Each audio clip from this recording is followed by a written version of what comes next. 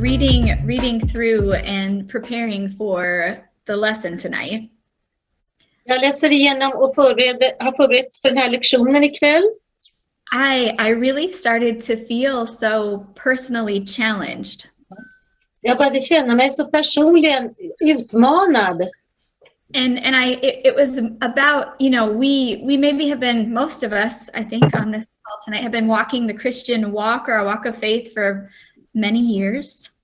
Många av oss har vandrat den här kristna vandringen av tro i många, många år. And I just felt so convicted, but in a good way. Jag känner mig så övertygad på ett gott sätt. Because as I was studying, I really felt like my motives, like my intentions were challenged. Jag kände att mina intentioner var faktiskt utmanade. So I will open tonight with, there's always an option for an icebreaker. And the question was, what is one rule that you had a tough time following as a child? Jag vill börja med en isbrytarfråga. Vad var den enda regel som du hade svårt att följa som barn när du var liten? So I'll give 20 seconds to think about it. And I need at least 2 people to give me an answer. Ni får 20 sekunder och 2 personer får svara. And maybe you had a lot, but I need you to just think of one. Jag ska bara tänka på en regel.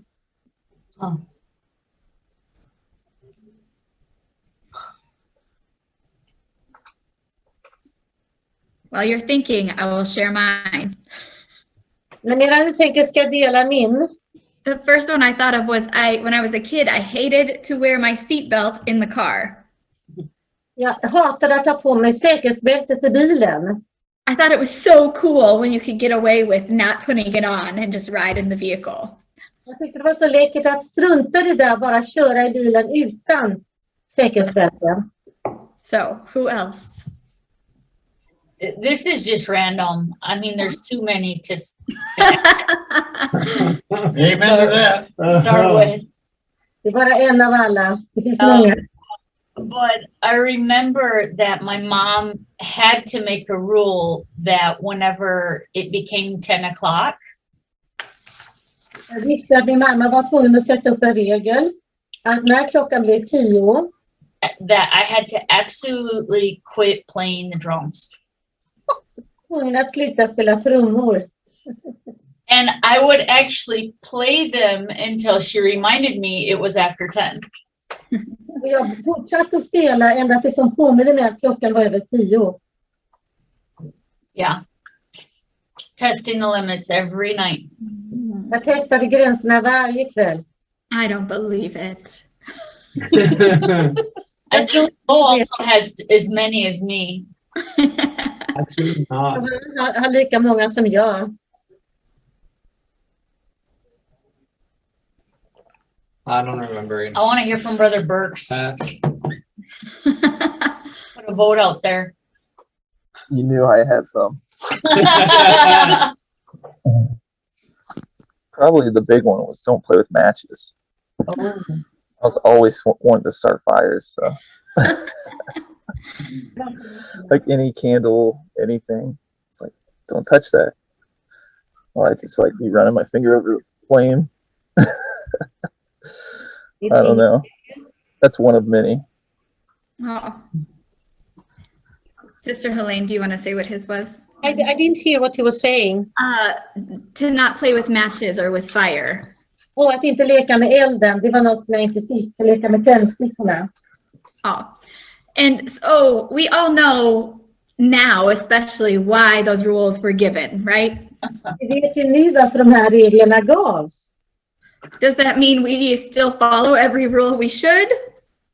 Betyder det att vi följer varje regel som vi borde följa?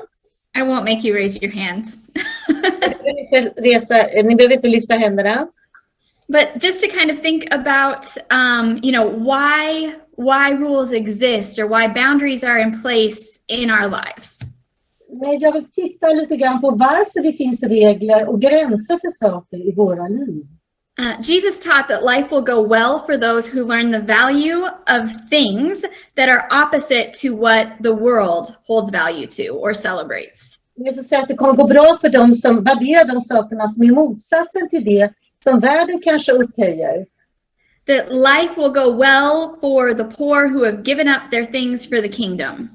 Att det kommer att gå bra för dem som är fattiga, som har gett ut sina liv för Guds rike. And we know even in reading through the Bible that many of the followers of Jesus found themselves maybe in poverty. Och vi kan läsa när vi läser Bibeln att många av följeslagarna till Jesus, de var faktiskt fattiga. However, interestingly enough, they found themselves in that position on purpose. They chose to leave everything, leave their comforts to follow him. Men det intressanta var att de lämnade allting med flit, för de valde att gå den vägen. With the ultimate hope, I think, of thriving spiritually, of getting closer to him. För de trodde, genom att de gjorde det, att de skulle komma närmare honom. And so we're challenged at the beginning of this lesson to stop clutching to the things of this world or things we think hold so much value. Så vi börjar lektionen med att släppa taget om allt det som vi tror är viktigt, som är betryggande för oss i den här världen.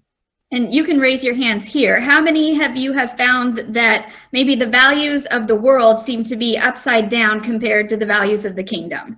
Hur många, fast det behöver inte räcka upp handen, tycker att det som är världen värderar, det är liksom motsatt upp och ner mot det som är Guds rike, som är rätt sida upp. Yeah, kanske even tvåhändet. Yeah, for sure, right? We know. Ja. So, but we also know that this then requires some suffering maybe on our part, or maybe not understanding fully when we enter into this walk with God, when we continue down this path. Och det kan åsamka en del lidande när vi går in i den här vägen som Jesus har kallat oss till, så kan det vara smärtsamt. And Jesus said disciples who work to make the world a better place will be persecuted, but they will also be blessed. Men Jesus sa att de lärjungar som kämpar för att göra den här världen bättre, de kommer bli välsignade även om de är förföljda. And we see the truth of this in kind of our scripture for the night, and it's in Luke chapter 6, verses 22 and 23. Which chapter, which book was it? It's Luke. Ja, Luke. Ja, det kan vi titta i bibelversen Lukas kapitel 6. Ja, vers 22 och 23. Och vers 22 och 23. So blessed are you when men hate you, and when they exclude you and revile you and cast out your names as evil for the Son of Man's sake. But rejoice in the day and leap for joy. For indeed your reward is great in heaven, for in like manner their fathers did to the prophets. Glädje på den dagen, jag hoppar glädje till se, er lön blir stor i himlen. På samma sätt gjorde deras fäder med profeterna. And this verse is such a contradiction. Den här versen är som en motsats till.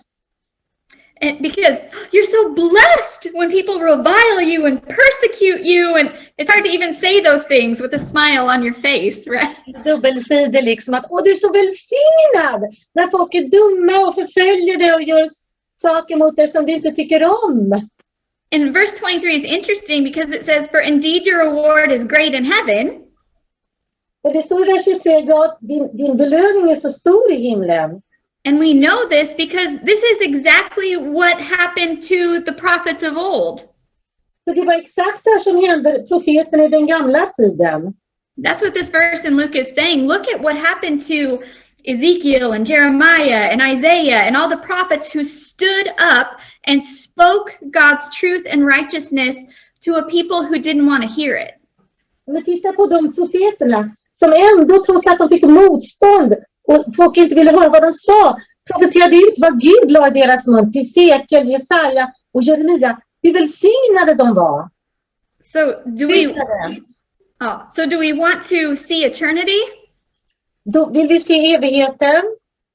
We must be persecuted. Så kanske vi behöver bli förföljda. How should we feel when people, or respond when people lie about us or say bad things about us? Och vilken attityd har vi när folk ljuger om oss, till exempel? Maybe learn to laugh, find the humor in what they're saying, think about it in a different way.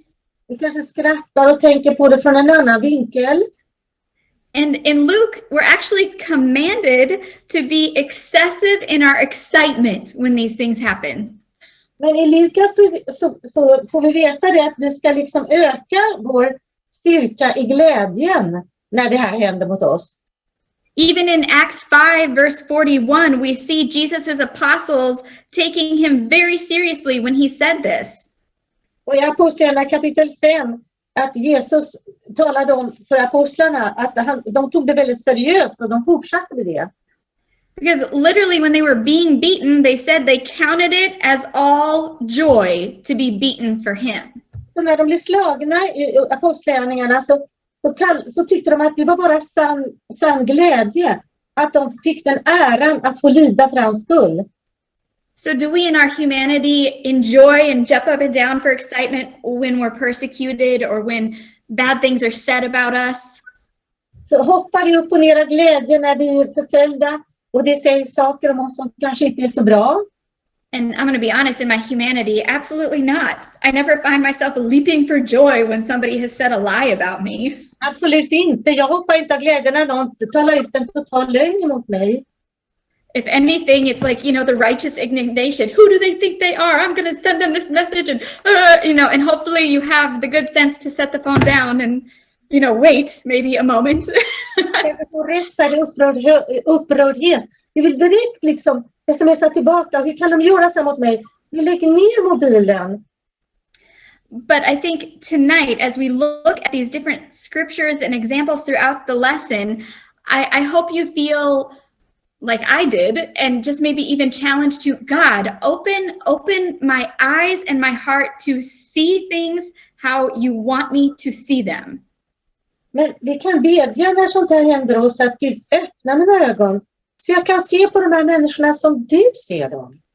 Because we know throughout scripture, we can expect those who reject Jesus or the idea of him to ultimately then be rejecting us. Ja, för de som förkastade Jesus och hans idéer, eventuellt så kommer de också kanske förkasta oss. And this was interesting. They talked about how studies had been done that showed that trees that were raised in experimental, they say biodomes, like inside. Man har gjort vetenskapliga undersökningar på träd som växer inomhus. They had fallen over after several years because they had not grown their roots down deep. De hade fallit över efter några år för de hade inte satt sina rötter så djupt. Because reality is when wind and storms come, they force the tree to anchor and to grow those roots down deep. Och faktum är att när stormar och vindar kommer så tvingar det trädet att växa sina rötter ännu djupare neråt. And I know this is nothing new to anyone here. Ja, men det är inget nytt för någon av oss. That concept, right? Det här konceptet, eller hur? But then they applied it to disciples. And I hope every one of you would again raise your hand and say, yes, I want to be a disciple. Men det här ska appliceras till lärjungarna då. Och var och en som vill bli en lärjunge, det kan räcka upp i hand också. No matter what you're going to say next. Vad du säger. But it talks about how, so then as disciples, they don't wait for life to shape them. Som lärjungar så väntar de inte på att livet ska forma dem. That they consecrate themselves and come on board knowing it's going to be a rough ride, that it won't always be easy. De kommer på gospelskeppet liksom med en övertygelse om att det kommer bli en tuff resa där. Det kommer inte alltid vara lätt. And we know what Jesus told his disciples. He said, if they persecute me, they will also for sure persecute you. Jesus sa att om de förföljde mig så är det klart att de kommer förfölja er också. And this next part we're shifting into is where I really started kind of feeling personally challenged. Nästa steg som jag vill gå in på nu, det är just det område som jag känner mig personligen utmanad på. And it's about how we must choose to make peace. Att vi kan välja att komma med frid. Not only does what we do and how we act and what we say matter. Inte för att bara vad vi säger och hur vi beter oss, hur vi svarar, att det spelar någon roll. But at the core of all of that, it's our motives and how we do it that matter. Men roten av det här är vårt motiv, vad som ligger bakom det vi gör. So we must give, and that's of time, money, anything, lead and sacrifice out of a pure heart. Så när vi lever ett sånt liv där vi ger och offrar oss på alla plan, och vi gör det, vi har en givande ande, så gör vi det från ett rent hjärta. And not have any underhanded motive. Och inte ha några underliggande motiv. Are we not seeing God clearly? Then we need to check our hearts. Kan vi inte se Gud klart, så måste vi kolla vårt hjärta eller känna hans sanktion. For we know that the humble and the pure, they see God easily. Det är lätt för de som är rena och ödmjuka att se Gud. And for me, that really got me. I thought about what is my position? Och det fångade mig. Jag tänkte, vad är min position? Because I think, that underhanded motives, it sounds really intense. För det där underliggande motivet, det lät så intensivt. Vad har jag för attityd till det här? But for me personally, I think sometimes I don't even realize that maybe my motive is underhanded, okay? Men ibland händer det att jag vet inte att jag har kanske ibland ett underliggande motiv. But maybe I'm more worried about what someone thinks about me or what somebody might say about me if I don't do ... Jag är kanske mer rolig för vad folk ska tycka om mig, vad de ska säga om mig om jag inte gör saker på ett visst sätt. There are so many times where I just feel like personally, I want to be led by the Spirit. I want to do things because I know that's not only what God's leading me to do, but when I study his word and I know him, then I know what the right thing to do is. Jag vill ju liksom komma så nära honom så jag kan känna in hans hjärta. Att det liksom överensstämmer med mina motiv. För när jag känner liksom hans sanktion, då kan jag göra det som han vill att jag ska göra. And it goes on to say that no one can be a peacemaker and then also be a proud person. Vi ser ingen som kan vara en fredsmäklare eller en fridsförmedlare med ett stolt hjärta. Because a person who's proud, eventually they're going to blow up under pressure. För att en person som är stolt kommer att explodera när det kommer större tryck, motstånd eller stress. They're not able to receive correction.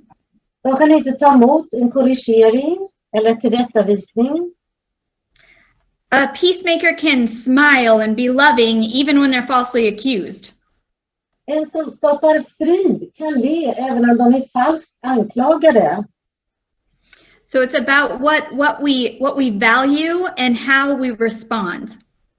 Det är faktiskt roten av det vad vi värderar och genom det hur vi då gensvarar på det som sägs och görs mot oss. And we already know that this is true, but what the world values is not always what is best. Yes? Men vi vet ju det att vad världen värderar som viktigt, det är inte alltid det som det vet vi, det är inte det som är bra. So while celebrating the poor who the world might despise and look down on, Jesus also warned that doom would come to the rich. Ja, för att vi vet att de fattiga välsignade, men vi vet också att Jesus sa att domen kommer till de som är rika. For they might feel like they've already got everything they could ever need. De känner att de har allt som de behöver, oligarkerna. If you have every luxury and you feel self-satisfied and you have these possessions, you may have that false sense of security. Ja, för att om du har allt, du äger allt, allting är fixat. Det finns inget som du behöver eller behöver köpa, utan allting är där. Det liksom kan bilda en falsk trygghetskänsla. And it's important that we understand tonight that you don't necessarily have to hit rock bottom to get a right heart. Vi behöver inte komma till botten eller slutet av dig själv för att få ett rent hjärta. We can choose brokenness, and I'll explain what they're saying. Vi kan välja att vara, kan man säga, brutna redskap för Jesus. We can give of our money and our time. We can share our resources. We can give a meal. We can let go of every comfy let go of some of our comfy luxuries. Vi kan ge, vi kan välsigna, vi kan göra för vår nästa och älska vår nästa som oss själva och liksom inte ta så allvarligt på den här bekvämligheten som vi tror har varit vår trygghet då. Because we know that it's not about everything that we have here, but that it's about eternity. Vi vet att allt det vi har här, det liksom spelar ingen roll. Det har vi inte med oss i evigheten. God can do more with a person who comes to him as nothing, is a statement that was made. Gud kan göra mer med en person, så som jag sa tidigare, en person som är liksom tömd på allting. Fattig anden, som man säger på svenska. And maybe some of you know people who are very self-made. They have gotten their degree, or they have started their business, or they have whatever that looks like. They've managed to create a life for themselves and can stand on their own 2 feet. Men vi vet ju hur svårt det kan vara för en person som liksom har tagit sin examen och de har tagit sina betyg och de har liksom ställt sig på fötterna och skapat ett liv runt omkring sig som de tycker nu att de har fixat allt det här. Och det kan vara väldigt svårt för en sån person. De har fixat till sitt liv helt enkelt. And so of course it's easier to help shape someone into something if they have not maybe felt like they've already created this life for themselves. Det är lättare att omforma en person som inte har skapat eller formerat sitt eget liv och sin egen värld och liksom tagit ställning till det utifrån vad den har åstadkommit själv. Which is kind of where this whole idea of self-sacrifice and giving and not valuing what you have above what you could give comes into focus. Och det är det här viktiga när man får det här perspektivet att när du kan vara självuppoffrande så du kan ge det du har utan att tänka på att du förlorar någonting, för du gör det för en högre syfte.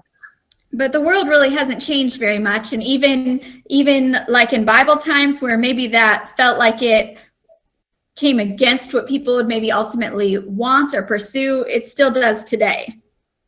Även om det var så att man ibland inte alltid tänkte så i olika, men i gamla tider, så är det ändå det som är en välsignelse för oss idag. So tonight, just because we've chosen to walk with God and put him first, that ultimately may make us a target for those who don't understand his power, or even the power of sacrifice, or why we live how we live, or why we follow what we follow. De som ser det här, de kommer inte kunna förstå liksom syftet med det här. Att det här självuppoffrande livet, att levande offer varje dag, att det ger en sån makt och sån kraft för att vi dör till oss själva varje dag. Och det är Jesus kraft som verkar i oss istället. De förstår inte resultatet av en sån livsstil. Hur välsignat det är. And if you've ever experienced kind of any of that, and I use persecution, and I know that sounds heavy, especially maybe even now, not persecution in a heavy sense, but felt like people have questioned why you do what you do, or why you live how you live, or believe what you believe. Ja, det här som jag kallar förföljelse, det är mera det att man ifrågasatt varför du lever som du lever, varför du gör det du gör, varför du tror på det du tror. Det kan ju vara liksom jobbigt nog att allting du säger liksom är missuppfattat eller ifrågasatt. Det är helt enkelt så, ja. Ultimately, the people who question that really, or persecute us, they're really drawing us even closer to him. Men när folk frågar så och liksom ifrågasätter och kanske anklagar oss och missuppfattar och talar fel om oss, så kommer det att dra oss ännu närmare Jesus. For disciples of Jesus value what he values. Jesu lärjungar, de värderar det som han värderar, som är viktigt. And first and foremost, we know that God values humanity. He values people. Men först och främst så vet jag att Gud värderar mänskligheten så högt. Han älskar dem. So therefore, first and foremost, we must value people. Så därför måste vi i första hand värdera människor högt. So true disciples, they love their enemies. Och sanna lärjungar älskar sina fiender. True disciples are believers and will continue to do good things for people even when they despise and they hate them. Så sanna lärjungar, de har ju Jesus som sin klippa, sitt ursprung, den som förser dem med allting. De fortsätter göra gott även om de är förföljda och ifrågasatta. De gör gott ändå. And the statement was made that we are no better than sinful people if we'll only help the people who treat us kindly. Ja, för det är inte bättre då, kan man säga, än de som inte gör det. Om vi bara hjälper dem som är snälla mot oss. Is it obviously easier to treat people who treat us nice in return? Ja, det är naturligtvis mycket lättare att gensvara med snällhet och godhet till de som är gulliga och snälla mot oss. But we're called to that next level. Men vi kallar det till nästa nivå. For if we respond rudely to hateful people, they will only notice how we've behaved, and they're not going to see their own actions. Om vi är råa och liksom tuffa mot dem som inte är så snälla mot oss, då kommer de bara se vårt beteendemönster. De kommer inte se det som ligger bakom Jesus. If somebody shouts at you and you shout back at them because you're right and they're wrong. Om du ropar tillbaka till någon som har liksom sagt eller gjort något, du vet att du var rätt och de har fel, om du gör det. Even though we want this to happen, that is not going to make that person stop and say, oh, you're right. Även om vi vill att det ska bli rätt till slut, så kommer de inte att stanna upp och säga, ja, det var rätt i alla fall. But if the person yells at us, and even if we know they're wrong, we say, wow, is something going on in your life today? Is there something I can do to help you? Om de skriker till oss, och det skulle kunna bli irriterade, men vi istället tittar på den bakomliggande orsaken och frågar, är det någonting jag kan hjälpa dig med, något som har hänt?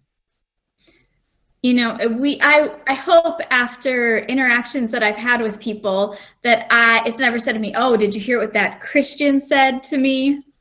Jag hoppas att när människor som har mött mig och träffat mig i olika sammanhang inte kommer liksom att sprida vidare och säga, vet du vad den här kristna kvinnan gjorde mot mig? Vet du vad hon sa? I think sometimes people are even just looking for that ammunition to use against maybe a believer, or like, you know, they won't pay attention to necessarily all of the nice, wonderful things, but you do that one thing and man, they're gonna remember. Ja, därför att folk kommer inte att titta så mycket på det livet du lever, liksom, vad du gör, det beteendemönstret du har. Det är det de kommer ihåg, det är det de lägger märke till. Tyvärr, och det kan man använda som ammunition mot dig. And so while I say what I'm saying, and this is true, we are all human. Vad jag säger är sant, men vi är alla bara människor. And even as I was reading this, I even remembered an instance I had today. Och när jag läser det så tänker jag på en speciell situation jag hade idag. And I had to walk quickly and get something in town. Jag var tvungen att snabbt ta mig in till stan för att jag skulle hämta något. And I learned very quickly after coming to Sweden that there is a lane for people to walk in and a lane for people to bike in. Ja, jag lärde mig snabbt att det finns en kö för att komma in och en kö för att gå ut.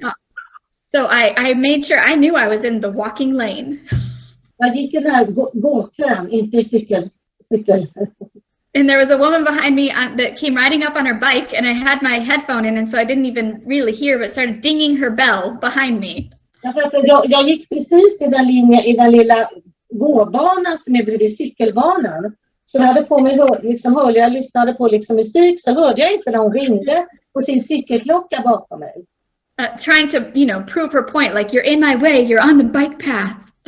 Du är i vägen, de försökte tala om för mig att du är på cykelbanan, du är på fel sida.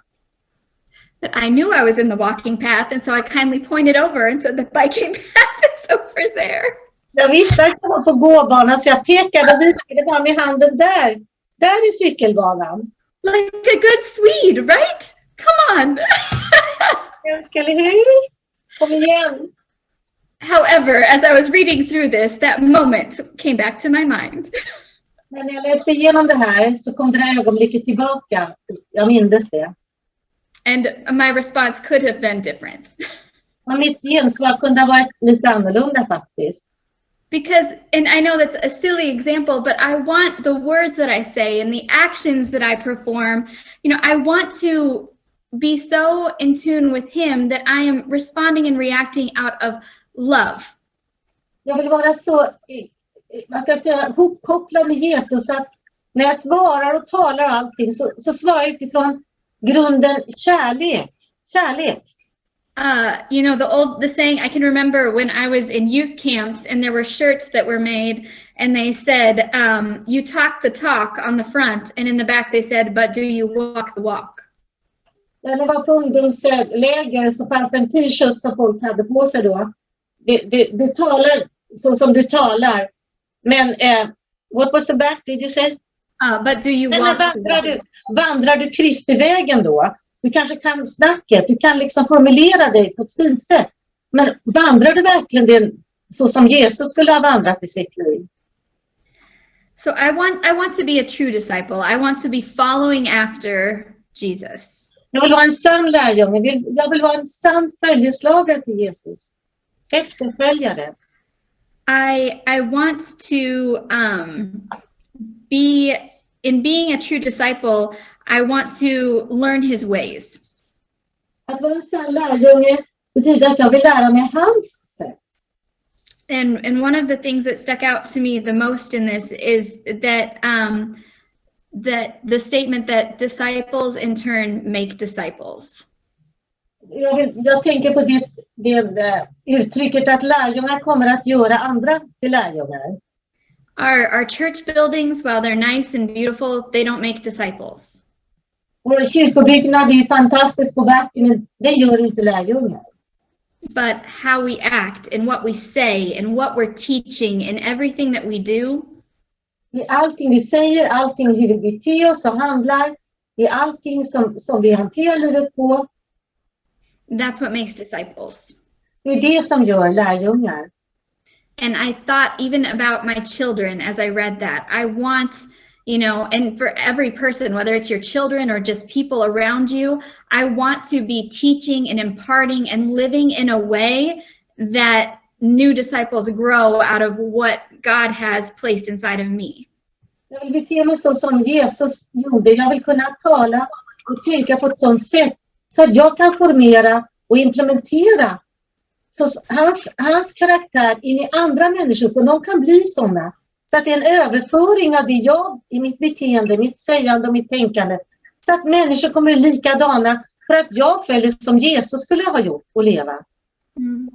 So I'll conclude tonight with an example or a story in the Bible that we're all familiar with. Och jag vill avsluta med en berättelse i Bibeln som vi alla familjära med, som vi alla bekanta med.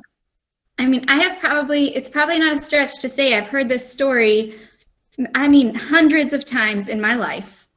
Jag överdriver inte när jag säger att jag har hört den här berättelsen hundratals gånger i mitt liv. And I don't know about you, but when I was a little kid, honestly, I still do it now. When you hear a story, you kind of like visualize the story maybe, or you see it play out in your head. När jag var liten och hörde en sån här berättelse, då kunde jag se den framför mig. Min fantasi, jag kunde föreställa mig precis hur det gick till.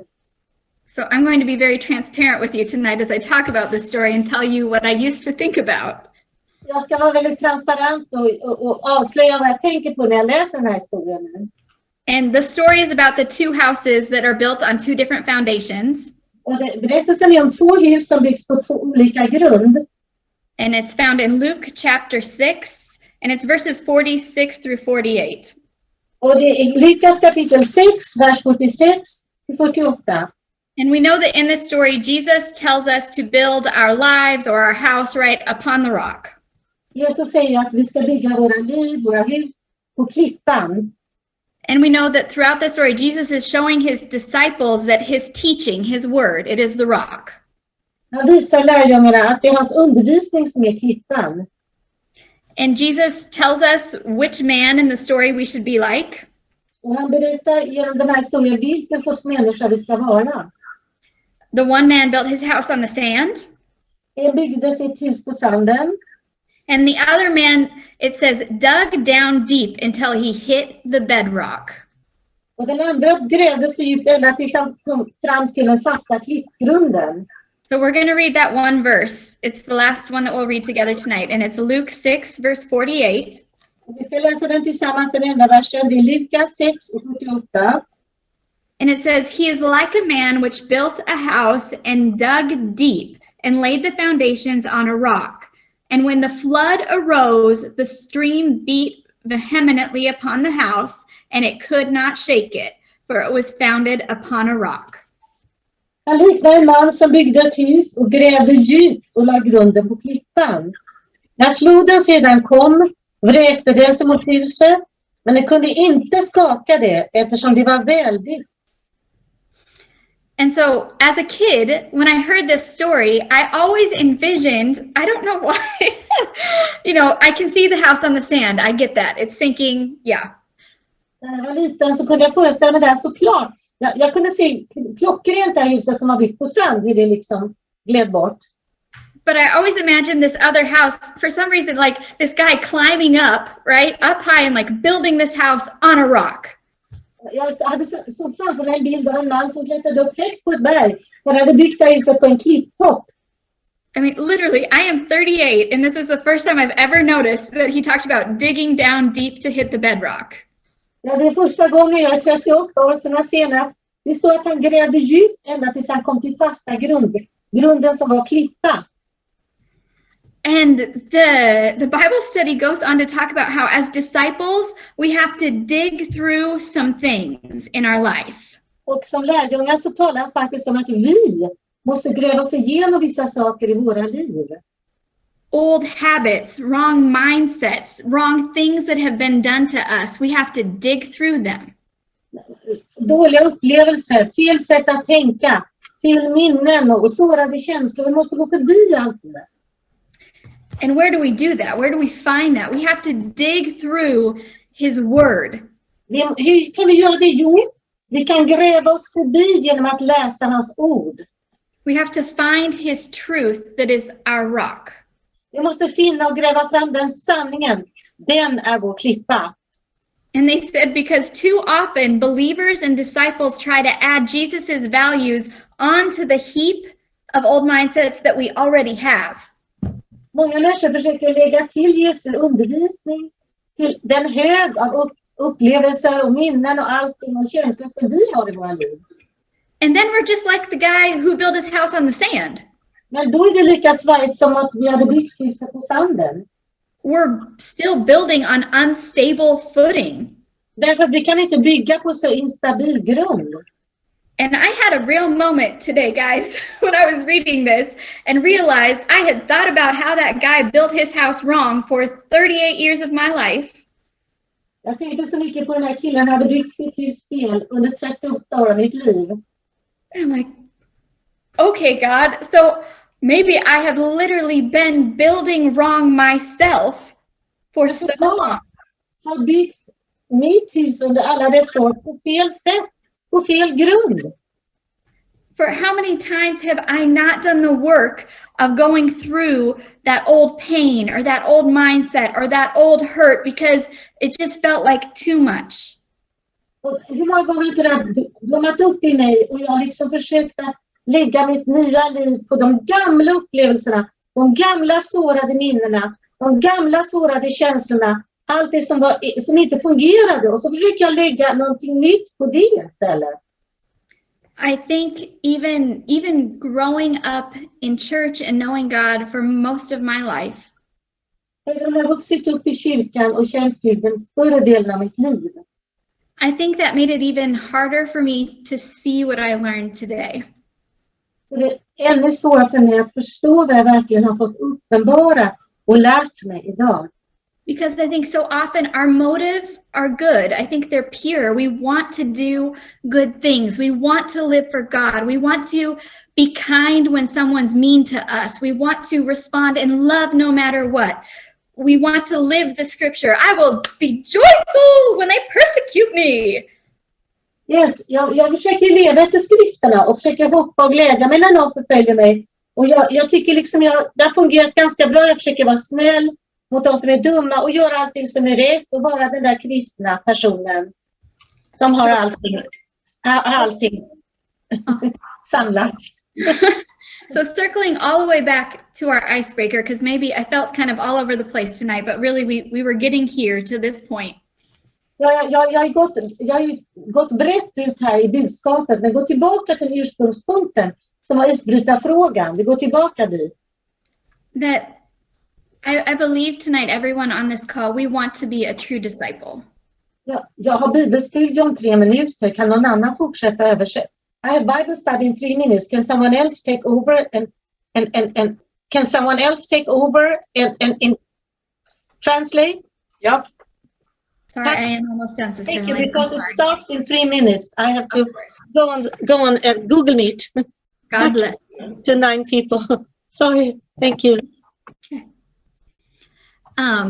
So not only, I'm trying to remember where I just stopped talking there. Yes.